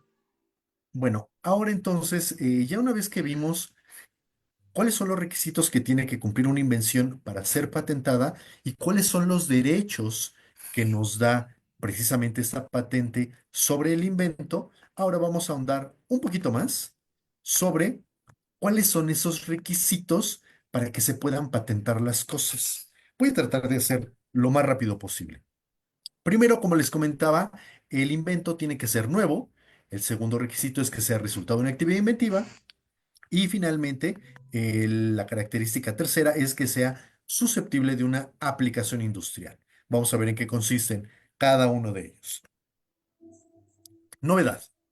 La ley establece que lo nuevo, para que algo pueda ser catalogado, clasificado como nuevo, significa que no se encuentre dentro del estado de la técnica. Y ahora bien, ¿qué es el estado de la técnica? El estado de la técnica va a ser el cúmulo de conocimientos divulgados por la humanidad, lo que nosotros hasta el día de hoy conocemos y hasta donde llega nuestro límite tecnológico. Ese es el estado de la técnica. Si el invento que nosotros queremos patentar está por encima de ese estado de la técnica, entonces se va a considerar como nuevo. El segundo requisito para poder patentar algo es que sea resultado de una actividad inventiva. Normalmente este segundo requisito es el más difícil de cumplir. ¿Por qué? Porque la ley nos determina que resultado de una actividad inventiva significa el proceso creativo cuyos resultados no se deduzcan del estado de la técnica en forma evidente para un técnico en la materia. Tal vez esto suena como otro idioma. Voy a tratar de explicarlo lo más sencillo. Un relojero, en los relojes comunes y corrientes de manecillas, relojes análogos, eh, en el interior de la maquinaria del reloj tiene una serie de engranes. Para un relojero, que es el técnico en la materia, el relojero sabe exactamente para qué sirve cada uno de esos engranes. Hasta inclusive sabe el relojero que si le ponemos más o menos dientes a algún engrane, sabe cuál va a ser el resultado o cómo va a funcionar el reloj, porque precisamente es un técnico en la materia. Ahora bien, la invención, para poder ser resultado de una actividad inventiva, tiene que funcionar de una forma tal que un técnico en la materia nunca se lo hubiera imaginado. Precisamente por eso, este segundo requisito es el más difícil de cumplir, porque un técnico en la materia sabe hasta dónde puede llegar o hasta dónde puede funcionar determinada máquina o determinado proceso. El invento tiene que funcionar de una forma tal que un técnico en la materia nunca se hubiera imaginado. No sé si me he explicado. De hecho, sí, maestro Jorge, a reserva de que en el chat pongan comentario diverso.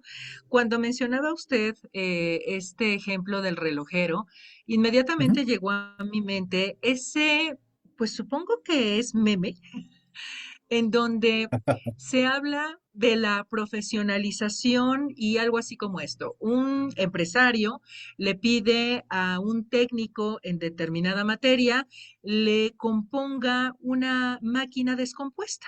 Cuando finalmente le llega al empresario el recibo, el costo del honorario, el empresario pega el grito en el cielo y dice, pero es que es carísimo. ¿Cómo es posible que por haber movido una tuerca me estén cobrando tanto? Y entonces el técnico se quedó pensando y dice, bueno, tienen razón, el precio, a mi modo de ver, es el correcto, es el justo, pero si me piden un desglose, se lo voy a dar. Y en ese desglose se mencionaba algo así como esto. em, el costo total, pongamos hipotéticamente 1,000 pesos, pero saber qué engrane mover, 999 pesos y uno por mover el engrane mismo. Es justamente lo que está diciendo, maestro Jorge, el saber exactamente qué mover con base en nuestra propia experiencia es lo que hace la gran diferencia entre el común de los profesionistas, de los técnicos y quienes verdaderamente se dedican a lo que exprofesamente les conviene, perdón, les compete, atendiendo a la naturaleza de su trabajo. Y a propósito de eso, en el chat, el licenciado Iván Ruiz le pregunta algo muy técnico y muy propio de su materia. Y la A ver, pregunta sí, es, claro. ¿cuánto tiempo tarda el trámite de una patente y qué pasa si se intenta registrar el mismo producto por dos personas diferentes? Ok. El proceso para el otorgamiento de una patente muchas veces es tardado y muchas veces tardan años en darnos una patente. Podemos solicitarla el día de hoy y tal vez nos la otorguen en 2 o 3 años. ¿Por qué es tan lento esto? Bueno, es tan lento porque cuando el INPI se realizan las solicitudes de patente ante el INPI, cuando el INPI recibe la solicitud de patente, hace 2 exámenes, uno de forma y uno de fondo. El examen de forma consiste en revisar los documentos que vayan correctamente llenados. Si los documentos van correctamente llenados, pasa al examen de fondo. En el examen de fondo se va a comprobar si la invención es nueva, resultado de una actividad inventiva y susceptible de aplicación industrial. Pero aquí es ya una gran labor del INPI, porque tiene que ponerse en contacto con todos sus pares de todo el mundo y va a preguntar si aquello que está presentando la maestra Miss Palma realmente es nuevo y si no hay algo que se le parezca y que les hayan puesto a solicitud de registro. Entonces, ese examen es muy largo. Inclusive en el caso de medicamentos, sobre todo en el caso de medicamentos de acción biotecnológica, luego, para que nos den la patente, son como 15 años aproximadamente. O sea, es un proceso muy largo. Entonces, creo que con eso respondí la primera pregunta. Ahora va la segunda, de que, ¿qué pasa si dos personas quieren registrarlo? En la materia de propiedad intelectual, no solo de propiedad industrial, sino de propiedad intelectual, hay un principio que se llama prelación y normalmente se otorga el registro a quien llegue primero a solicitarlo. Ok. Ok, entonces creo que con eso queda más que contestada la pregunta, las preguntas del licenciado Iván Ruiz. Ay, no, la Queda conexión de internet. clarísimo. Sigue fallando la conexión de internet, maestro Jorge, pero no se preocupe, la idea quedó clara, la idea quedó completa. Si usted gusta y considerando que ya quedó respondida la pregunta al Ya, listo. licenciado, podemos continuar con la charla con base en su presentación. Adelante. Gracias, maestra. Como les comentaba entonces, el resultado de una actividad inventiva es el requisito más difícil de cumplir. Y finalmente, el tercer requisito es que la invención sea susceptible de aplicación industrial. Esto significa que la invención tiene que tener una utilidad práctica, o bien que pueda ser producida o utilizada en cualquier rama de la actividad económica. Entonces aquí les pongo un ejemplo muy claro de esto. Podríamos inventar un dispositivo del tamaño de un vagón de tren que utilice el hidrógeno que existe en la atmósfera para que se produzca combustible para nuestros coches. ¿Están de acuerdo que con ese dispositivo lo ponemos en la parte de atrás de nuestros coches y nuestros coches ya jamás van a tener que repostar por combustible, porque van a utilizar el que existe en la atmósfera? Sin embargo, no va a ser práctico andar remolcando un vagón de tren, que cada coche de la ciudad ande remolcando un vagón de tren por las calles. Entonces, aunque esa invención puede ser genial, no es susceptible de aplicación industrial. Ahora entonces vamos a pasar a la siguiente. Una vez que ya vimos qué son las invenciones, ahora vamos con la segunda figura, que se llama modelos de utilidad. En el caso de los modelos de utilidad, va a ser precisamente la modificación de objetos que precisamente al modificar sus componentes, estructura, forma o configuración, pueden tener dos de las siguientes ventajas. O bien una función diferente, o bien ventajas en relación a su utilidad. Entonces aquí les estoy poniendo un par de ejemplos. La primera es una bicicleta que ya no tiene cadena, sino que ahora la fuerza, el movimiento circular que producen nuestras piernas a través de los pedales, se transmiten al eje trasero de la bicicleta, pero por un eje. Entonces, la diferencia que tenemos de este sistema de transmisión de la fuerza de una bicicleta es que la cadena luego se nos zafa. ¿Cuántas veces hemos, nosotros que llegamos a utilizar una bicicleta, se nos zafa la cadena a medio camino? Tenemos que ensuciarnos, tenemos que bajarnos, tenemos que tratar de recomponer la cadena para poder seguir nuestra marcha. En el caso de bicicletas que ya no tienen cadena, sino un eje, ese tipo de averías desaparecen y se transmite de una manera más eficiente la fuerza de nuestras piernas a la rueda trasera de la bicicleta. Entonces, ese es un modelo de utilidad, una modificación de algo ya existente, pero para que funcione mejor. Otro ejemplo que les estoy poniendo aquí es uno muy común, de las lámparas que tienen incorporada, lámparas recargables, de batería recargables, que tienen incorporada una clavija.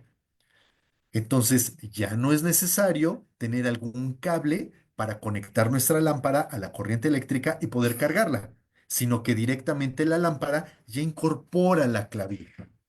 Entonces estamos modificando la estructura de la lámpara para que por sí sola pueda recargarse, que ya no necesitemos de un cargador, puesto que el cargador ya lo tiene integrado. No sé si me estoy explicando.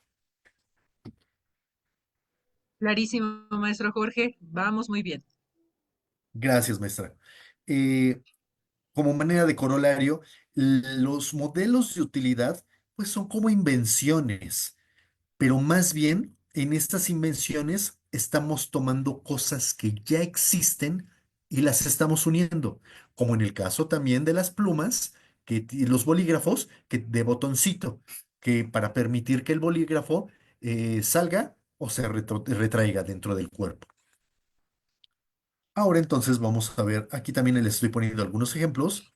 Una silla a la cual se le agrega un pedestal central y cinco patitas con rueditas, los cuales ya nos permite tener una silla con rueditas, que es más fácil para la gente que estamos trabajando, nos podamos mover en nuestras oficinas. En la segunda, les estoy poniendo un martillo que en la parte de atrás del mazo le estoy poniendo una pata de cabra. Y entonces, aparte de martillar, de clavar clavos, ese martillo nos va a servir para sacar clavos. La tercera es una botella que como cambio en el cuello de la botella ya se hace como más estrecho y permite un agarre. Y para nosotros como usuarios es más fácil llevárnosla. También, bueno, ya quedó explicado el de la lámpara con el cargador incluido, o como también en el caso de las latas de refresco, la jaladera, que aparte de abrirla, de que nos permite abrir la lata, también nos permite poner una pajilla o un popote para poder sorber el líquido. Ahora bien, ¿cuáles son los requisitos para el registro de un modelo de utilidad? Ahí nada más ya son más laxos que la invención. Para registrar un modelo de utilidad, solamente tenemos que acreditar que es nuevo y que es susceptible de aplicación industrial. La duración del registro de un modelo de utilidad va a tener una duración de 15 años, improrrogables, contados a partir de la fecha de presentación de la solicitud. Creo que el dios Cronos es implacable, nos está comiendo, entonces, si la maestra Miss Palma lo permite, voy a tratar de ir un poquito más rápido para acabar de explicar las figuras.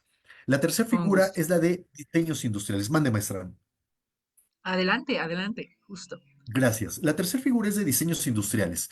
¿Qué son los diseños industriales? Como les decía, son características de ornamentación que le damos a los artículos con la simple finalidad de diferenciarlos de otros de su misma especie y clase. Y aquí tenemos dos tipos de diseños industriales. El primero son los dibujos industriales, que son combinaciones de figuras, líneas, colores o patrones que se incorporan a un dibujo, a un producto, pero es únicamente en dos dimensiones. Eso es un dibujo. Después tenemos los modelos industriales, que son patrones, pero tridimensionales, para hacer cosas en tres dimensiones. Y ahí podemos ver las botellas que por el simple hecho de verlas, sin mirar su marca, la gran mayoría de nosotros puede deducir que todas esas botellas son de la marca Tupperware. Finalmente, la última, bueno, los diseños industriales también, para registrarse, solo hay que acreditar que son nuevos y que son susceptibles de aplicación industrial. La duración del registro de un diseño industrial va a tener una duración de 5 años que se pueden prorrogar por lapsos similares hasta llegar a un máximo de 25 años. Pasando esos 25 años, el diseño industrial cae en el dominio público y cualquiera lo puede utilizar. Y finalmente vamos con el esquema de trazado de circuitos integrados. Como ya les comentaba, esta serie de caminitos, como de laberintos, sirven para que los aparatos electrónicos funcionen. La forma en cómo nosotros, como fabricantes de artículos electrónicos, lo vamos a proteger y tiene la finalidad de que ninguna otra empresa pueda utilizar nuestra forma de acomodar los componentes electrónicos adentro del aparato que vendemos. Voy a poner un ejemplo, tal vez debe encender la cámara para poderlo hacer un poco más visual.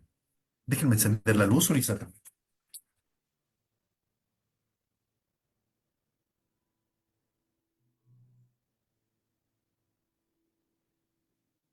Voy a poner un ejemplo muy sencillo.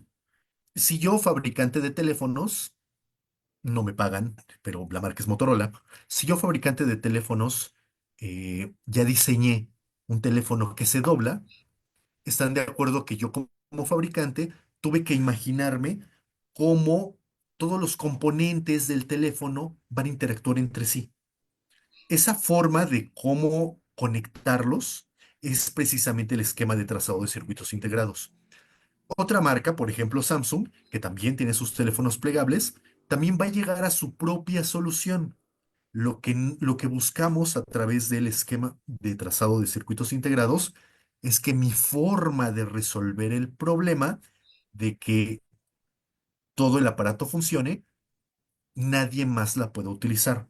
Samsung puede desarrollar sus propios teléfonos, pero Samsung tiene que desarrollar sus propias soluciones para sus propios problemas. Puede utilizar la mía, mi solución. Yo le puedo vender este tipo de desarrollos, pero evidentemente a Samsung le va a costar un dinero y para mí va a ser resultar una utilidad. Sin embargo, Samsung ya no va a tener que gastar en el desarrollo de nuevas tecnologías, porque ya está utilizando la mía. ¿Hasta que alguien tiene alguna duda?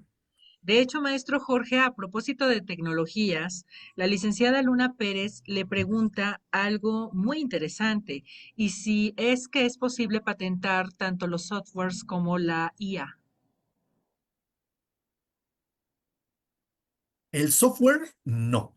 El software, como un programa de cómputo, como unas combinaciones algorítmicas, se protege, pero a través de derechos de autor.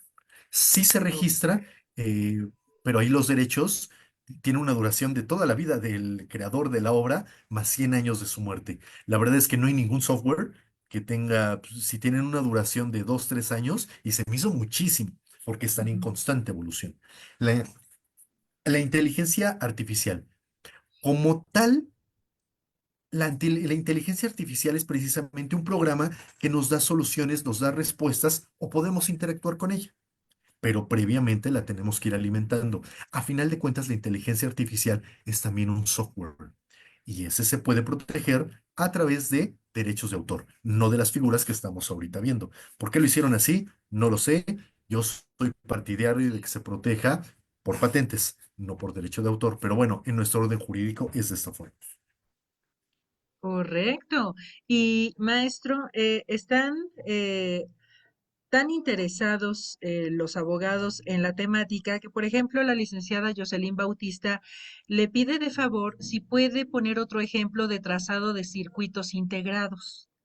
¿Cómo no? Vamos a ver, déjenme, voy a permitirme abrir mi explorador de internet voy a dejar de compartir, Ok, voy a abrir ah, esquema de trazado de circuitos.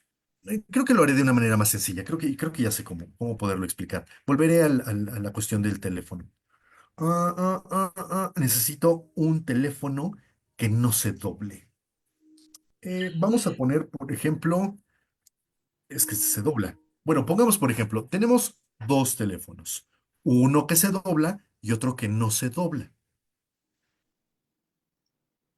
¿Están de acuerdo que nuestros teléfonos tienen una cámara? Bueno, tienen una aquí, tienen otra aquí enfrente, tienen una pantalla que es táctil, tienen unos botoncitos que es para subir y bajar volumen, tienen aquí el botón para bloquearlo y desbloquearlo, tiene un conector USB, tiene una bocinita, tiene micrófonos, y están de acuerdo que todo eso a su vez está conectado a una batería, que es lo que les da energía para que pueda funcionar. ¿Puedo yo imaginarme como fabricante que, bueno, la batería pues la tengo por aquí arriba o la tengo por aquí abajo en el otro teléfono? Y precisamente el esquema de trazado de circuitos integrados es cómo voy a conectar la batería con la cámara, con el audífono, con la pantalla. Puede ser que el cablecito dé mucha vuelta, puede ser que sea una línea recta. Lo podemos conectar de muchas formas, pero estamos limitados al tamaño del gabinete. No sé si me estoy explicando hasta aquí.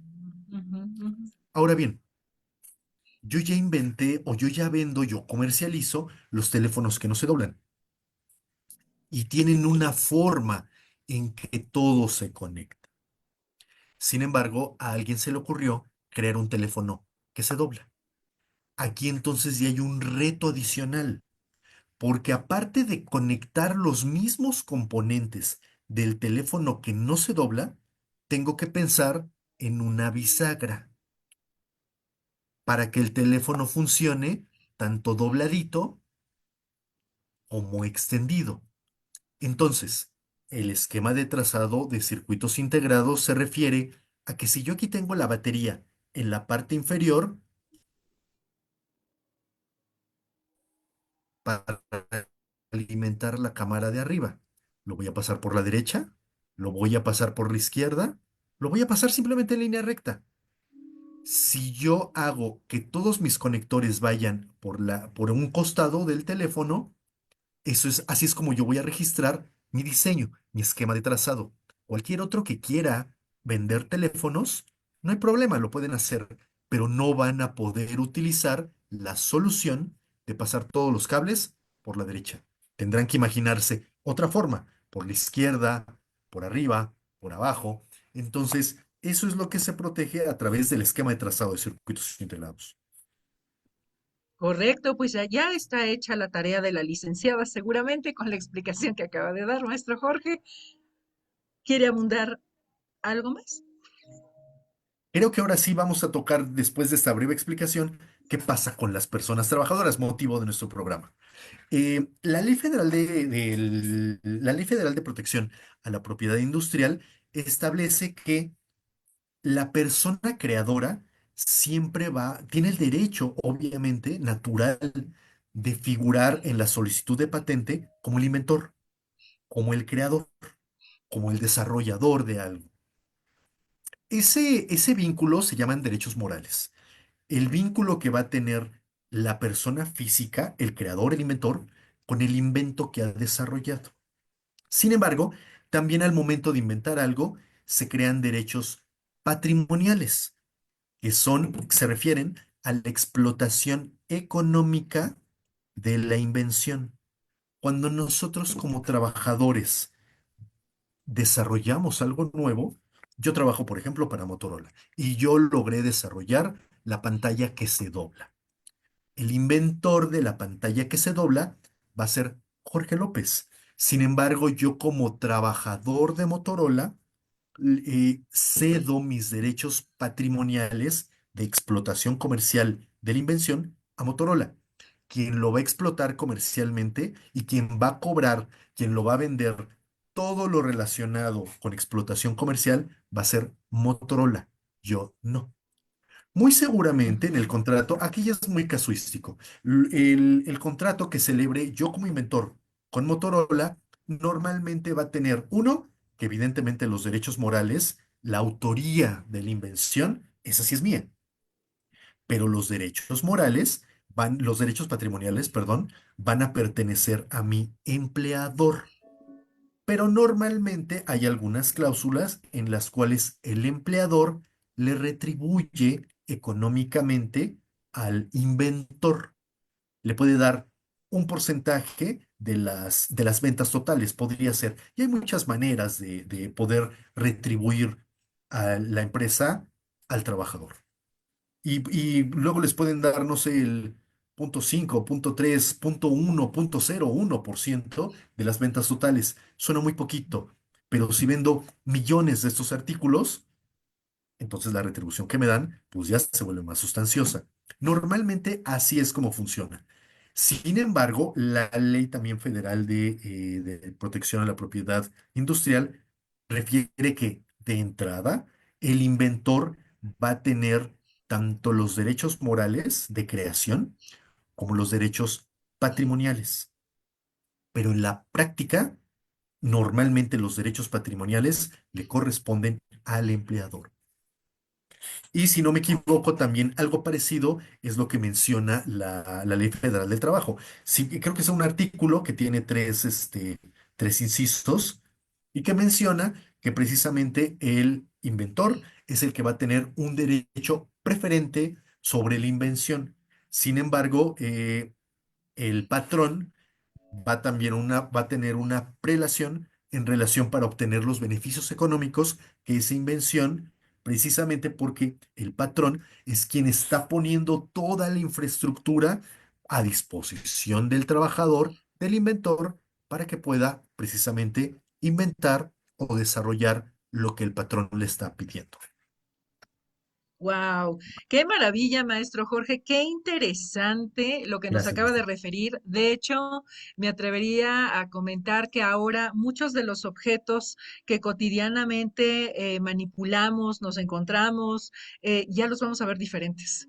Ya vamos a tomar como que mucha nota de cómo es su ergonomía, cómo funciona, cómo eran antes, cómo son ahora, justo por la interesante relación y no me dejarán mentir mis queridísimos alumnos. Precisamente el tópico de la clase de hoy fue la relación del derecho del trabajo con otras materias. Nótese cómo el mundo del trabajo se lleva perfectamente bien con la propiedad intelectual, con la propiedad industrial, a propósito del tema de las invenciones. Mencionábamos, maestro Jorge, hace unos minutitos, justo cuando habían un poco de fallas técnicas por el tema del Internet, que el artículo que nos toca analizar desde la perspectiva estrictamente laboral es precisamente el 163. Y como Bien, bien usted nos ha mencionado al final de su disertación, este artículo menciona lo siguiente, tan solo para no quedarnos con la duda de su qué contenido. fina, maestro. Ujú. No, al contrario, gracias a usted, maestro. Y dice así, la atribución de los derechos al nombre y a la propiedad y explotación de las invenciones realizadas en la empresa se regirá por las normas siguientes. Es un único artículo con 3 fracciones y pasemos a la primera. El inventor tendrá derecho a que su nombre figure como autor de la invención. Fracción segunda, cuando el trabajador se dedique a trabajos de investigación o de perfeccionamiento de los procedimientos utilizados en la empresa, por cuenta de esta, la propiedad de la invención y el derecho a la explotación de la patente corresponderán al patrón. El inventor, independientemente del salario que hubiese percibido, tendrá derecho a una compensación complementaria que se fijará por convenio de las partes o por el tribunal cuando la importancia de la invención y los beneficios que puedan reportar al patrón no guarden proporción con el salario percibido por el inventor.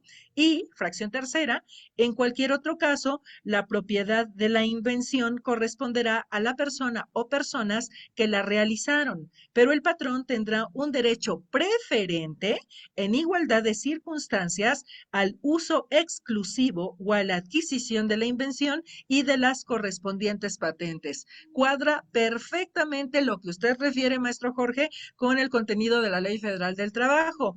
Y de ahí que también, y prácticamente sería la última pregunta que pudiésemos formularle, y es de el licenciado Encantado. Abraham Apolonio. El licenciado, perdón, Apolonio nos pregunta, más bien le pregunta, ¿quiénes podrían ser los especialistas los cuales afirmen que nunca se habrían imaginado el invento? O sea, ¿cómo determinar si verdaderamente se trata de un invento o no? En su experiencia, maestro Jorge, ¿cómo le respondemos al licenciado Apolonio? Con mucho gusto, maestra. El INPI es precisamente la autoridad mexicana especializada en propiedad industrial y ante la cual formulamos ya sean solicitudes de patente o solicitud de registro de las otras figuras que vimos. Tiene, tiene una serie de salas o departamentos con especialistas que precisamente se dedican a investigar. De entrada, son los que analizan las solicitudes y son los que precisamente también se ponen en contacto con los pares del INPI de todo el mundo para ver si se ha presentado algo parecido. Si no, por eso también los procesos de patente, para el otorgamiento de la patente, por eso es que duran años, porque este análisis, este estudio es muy lento. Ellos se ponen en contacto con los pares, se ponen a preguntar a ver si algo, a ver si han otorgado la patente o hay algo en registro del que se parezca a lo que aquí me están presentando. Volviendo al tema de las pantallas. Yo le voy a preguntar a todas las oficinas del mundo similares al INPI si les han presentado algo así en sus oficinas. Si no les han presentado algo, se entiende que obviamente es algo nuevo. Y sobre todo, es muy fácil, bueno, relativamente fácil, determinar que algo es susceptible de una aplicación, de una resultado de una actividad inventiva. Los examinadores, en las ramas que tienen especialidad son increíblemente intrincadas. Ellos se especializan en saber para qué sirve este tornillito y qué es lo que funciona, cómo es el que lo hace, cómo funcionan las cosas. En una ocasión, con un gran maestro que tuve, el maestro Jorge Mier, nos dio una clase precisamente de estas búsquedas y la verdad es que son increíbles. Las oficinas principales es la norteamericana, la asiática, Japón y de China y por supuesto la europea. Esas son las que tienen las principales para poder determinar si esto es nuevo y si es precisamente resultado de una actividad inventiva, que algún técnico nunca se haya imaginado esa solución a un problema. Wow, qué interesante, maestro Jorge. De verdad, qué agradecidos estamos, el Coloquio Laboral Permanente, el doctor Enrique Lario, su servidora, de esta fantástica intervención. Nos ha dado mucha luz. Desgraciadamente se nos fue el tiempo como agua. Prácticamente ya son las 7 de la noche y ni lo sentimos. Hay algunas otras preguntas que yo creo que sobre la marcha pudiéramos ir solventando asíncronamente porque son interesantes en relación a si Claro, claro. conocemos la historia del creador del famoso juego de Tetris y la difusión del juego. Sería muy bondadoso conocer esa historia. Sin embargo, pues no me queda más que agradecerle a nombre de el doctor Enrique Larios su participación. Enseguida viene la proyección de su merecidísima constancia de participación, mi queridísimo maestro Jorge. Muy agradecida que no sea Gracias. ni la primera ni la última ocasión en que nos acompañe, y aquí lo estamos viendo. El Colegio de Profesores de Derecho del Muchas gracias. Trabajo otorga la presente constancia al maestro Jorge Alberto López Pérez por su sobresaliente conferencia Invenciones de las Personas Trabajadoras en la sesión del Coloquio Laboral Permanente en su 9ª temporada. Ciudad Universitaria, Ciudad de México, por mi raza hablará el espíritu Goya, 12 de febrero de 2025, y firma nuestro presidente de colegio, el doctor Enrique Larios. Muchísimas gracias, maestro Jorge. Muchísimas gracias, queridos estudiantes de la Facultad de Derecho y de otros recintos académicos. Nos vemos. Hasta la próxima. Bonita tarde. Muchas gracias.